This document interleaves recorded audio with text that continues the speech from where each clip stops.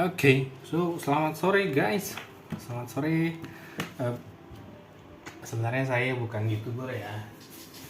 Cuman saya buat konten ini mungkin buat teman-teman yang mau beli keyboard dan pengen review dari saya. Saya bukan reviewer profesional. Jadi argumen saya itu argumen-argumen yang sederhana saja ya, bukan review profesional. Saya tidak begitu tahu banyak tentang mechanical keyboard atau tidak juga melakukan banyak research tentang mechanical keyboard. Oke, jadi ini adalah keyboard. Ini dia guys. Ini adalah keyboard G-Friend, G-Friend. Dan serinya itu kalau nggak salah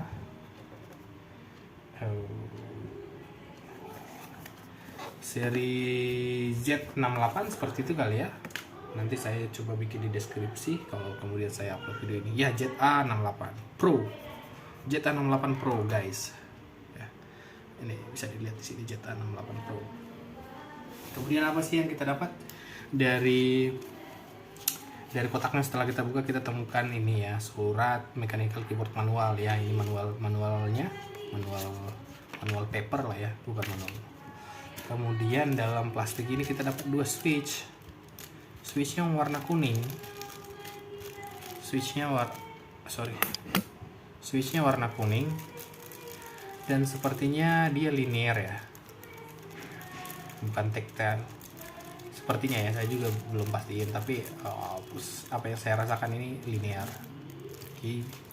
Kemudian kita dapat kabel data seperti ini penampakannya. Kabel datanya ya sederhana lah ya, karena memang peruntukannya hanya untuk support keyboard gitu ya, bukan untuk charging handphone dengan fast charging gitu ya, atau yang dipakai mobile gitu ya, pindah sana pindah sini gitu ya. Jadi sederhana tapi menurut aku cukup. Kemudian ini yang kita dapat guys, ini keyboardnya sendiri, kalau kita bisa lihat gitu ya. Begitu aku buka keyboard ini, menurut aku keren banget gitu ya. Yang pertama kenapa dia keren, warnanya itu putih, cuman ada temperaturnya ya, ada temperatur hangatnya gitu. Jadi putih sedikit kecoklatan gitu ya. Mungkin apa yang ditampilkan di kamera atau di video tidak terlalu akurat gitu ya. Oke, kita coba hidupkan keyboardnya. Oke, jadi ini versi yang wireless. Jadi kita dikasih dongle. Kemudian di sini ada switch on off. Kemudian di sini ada rubber gitu ya. Pasti udah tahu untuk apa ya, untuk menahan supaya dia keyboardnya tidak mudah berpindah-pindah. Kemudian guys, kita juga dapat kaki guys, kaki dua level ya, level 1 mungkin di level 3 ya. Level 1 nya seperti ini ya, tanpa kaki. Level 1 level 2 gitu ya. Kita bisa juga upgrade lagi jadi level 4, level 3 maksud saya. Yang kerennya lagi guys, ini kalau diperhatiin, ini tuh ada karetnya guys ya. Jadi bikin, walaupun pakai kaki, bikin dia keset gitu ya. Level 1, level 2 nya juga ada karetnya guys gitu. Jadi mari kita nyalakan. Oke, seperti ini tampilannya. Keren ya, ini keren banget sih menurut aku ya. Sebelumnya aku juga udah punya keyboard mechanical ini, merek Kudu. Aku udah pakai ini satu setengah tahun ya, satu setengah tahun lebih. Ya ini Kudu aku beli 1,5 tahun lebih. Kemudian pengen keyboard ini ya, karena kalau di pasaran keyboard ini termasuk murah ya, untuk keyboard yang punya kelengkapan seperti itu atau punya desain seperti ini gitu ya. Ada di sini ada dedicated arrow key. Kemudian di sini ada 3 tombol, page up, page down, delete. Kemudian di sini ada knobnya guys. Ini yang bikin suka, karena keyboard yang rata-rata yang ada knob-nya itu di atas sejutaan ya. Kalaupun ada yang 600 itu bukan wireless tapi wired gitu ya, pakai kabel. Oke guys, kita coba keyboard ini dulu. Aku coba keyboard itu dulu, coba pakai wired dulu. Coba kita colokkan.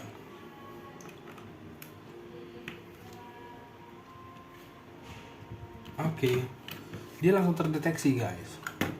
Begitu kita colokkan wired, dia langsung terdeteksi.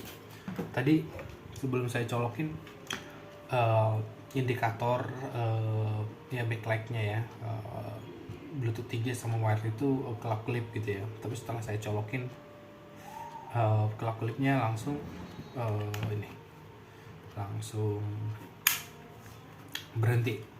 Kita coba. Terus saya juga nggak pakai kakinya dulu. Langsung guys, langsung bisa. Coba ya. Wow, keren guys. Feel-nya enak banget. Oke, kita coba ketik notepad dulu.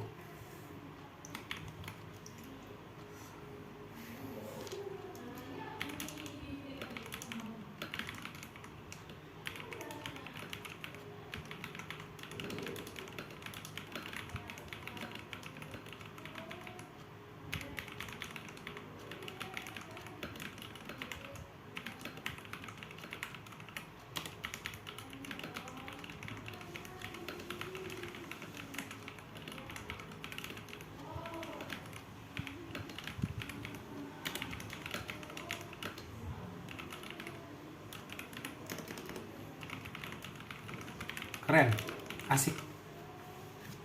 Tapi kalau di compare ke keyboard ini, maaf sedikit kurang bersih ya. Ini ya, beda rasanya.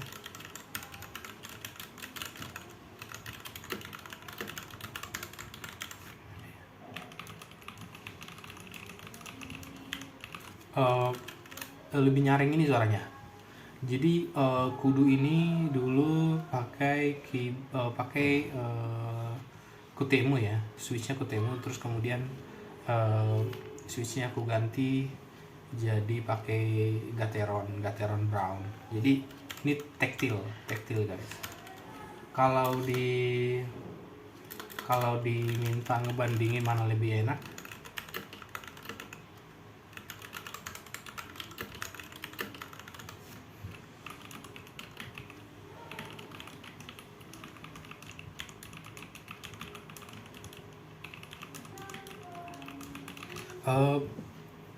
hampir sama sih ya, punya punya kelebihan masing-masing ya, maksudnya punya identitas masing-masing gitu ya. Kalau mungkin karena yang satu taktil, yang satu linear gitu ya. Kalau sama-sama linear tadi mungkin kita bisa bandingkan gitu ya, maksudnya bisa bandingkan perbedaan linearnya gitu ya. Cuman ini taktil, ini linear, jadi ya memang beda, jadi rada-rada susah dibandingkan. Tapi overall hampir sama-sama enak gitu ya. Ini enaknya karena dia halus, ini enaknya karena dia taktil gitu ya. Jadi taktil itu semacam ada ininya guys, jadi semacam ada satu semacam ada penghambatnya gitu ya. Contohnya nih ada 3 segmen, di tengah-tengah semacam ada penghambatnya. Jadi kita tekan dari atas, di tengahnya semacam ada menghambat, baru turun gitu ya. Jadi semacam ada polisi tidurnya nih di sini. Dan itu kalau aku pribadi enak gitu ya, di ujung jari gitu aku bisa ngerasain ketika lewat dari polisi tidurnya gitu ya. Semacam ada hambatan, dan dia begitu lewat gitu ada feel tersendiri. Makanya aku suka taktil gitu ya.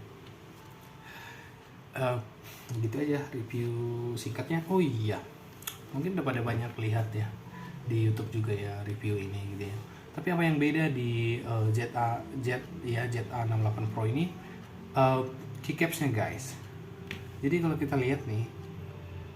kita lihat ternyata keycapsnya ini Eh, bisa dilihat ya keycapsnya ini yang warna hijau ini eh, udah ini udah gimana ya istilah mereka ya yang mereka ya light through gitu kali ya.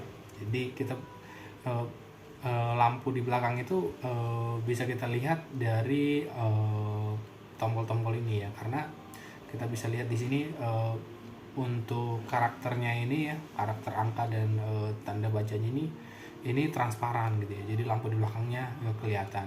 Versi sebelumnya setahu aku tidak seperti ini, karena aku udah lihat juga review-review di YouTube gitu ya. Cuman yang ini semuanya sudah nggak ada lagi tombol yang tidak